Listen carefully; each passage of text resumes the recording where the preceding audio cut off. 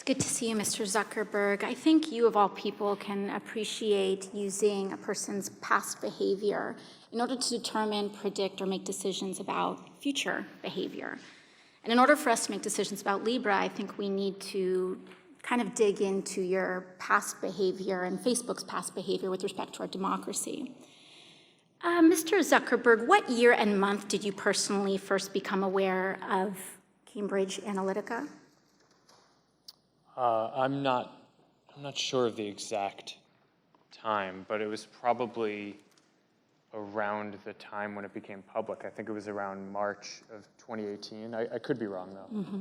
When did Facebook COO Sheryl Sandberg become aware of Cambridge Analytica? I don't know off the top of my head. You don't know. Did anyone on your leadership team know about Cambridge Analytica prior to the initial report by The Guardian on December 11th, 2015? Congresswoman, I believe so, and that some folks were tracking it internally. And I'm actually, as you're asking this, I do think I was aware of Cambridge Analytica as an entity earlier. Mm-hmm. I don't know if I was tracking how they were using Facebook specifically. When was the issue discussed with your board member, Peter Thiel? Congresswoman, I don't know that off the top. You don't know. This was the largest data scandal with respect to your company that had catastrophic impacts on the 2016 election. You don't know? Well, Congresswoman, I'm sure we discussed it after we were aware of what happened. Okay.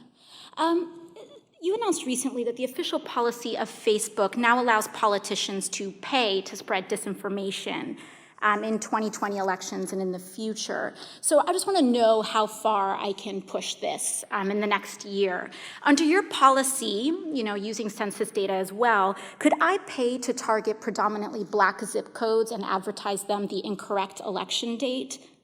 No, Congresswoman, you couldn't. We have, even for these policies around the newsworthiness of mm-hmm. content that politicians say, and the general principle that I believe that. But you said you're not going to fact check my ads. We have, if anyone, including a politician, is saying things that can cause, that is calling for violence or could risk imminent physical harm or voter or census suppression mm-hmm. when we roll out the census suppression policy, we will take that content down. So you will, there is some threshold where you will fact check political advertisements. Is that what you're telling me? Well, Congresswoman, yes, for specific things like that, where there's imminent risk of harm. Could I run ads targeting Republicans in primaries saying that they voted for the Green New Deal?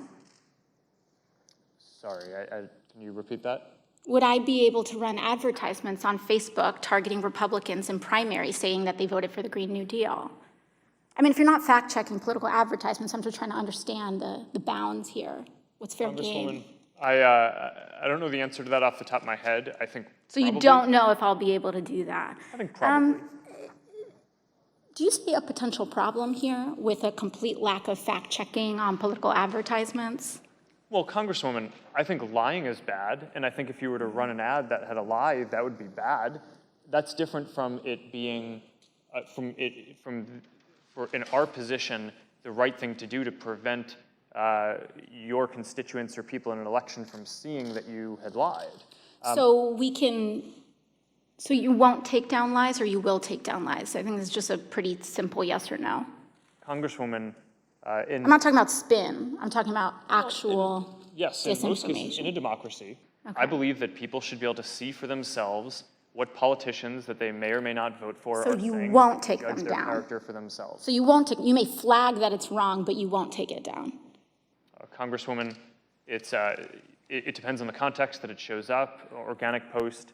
Ads, right. the treatment is a little One more question. In your ongoing dinner parties with far-right figures, some of who advanced the conspiracy theory that white supremacy is a hoax, did you discuss so-called social media bias against conservatives, and do you believe there is a bias? Congresswoman, so I don't remember everything that was in the question. That's all right, I'll move on. Can you explain why you've named the Daily Caller, a publication well-documented with ties to white supremacists, as an official fact-checker for Facebook? Congresswoman, sure.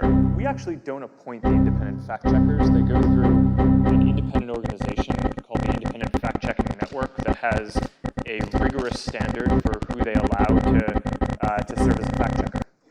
So you would say that white supremacist tied publications meet a rigorous standard for fact checking?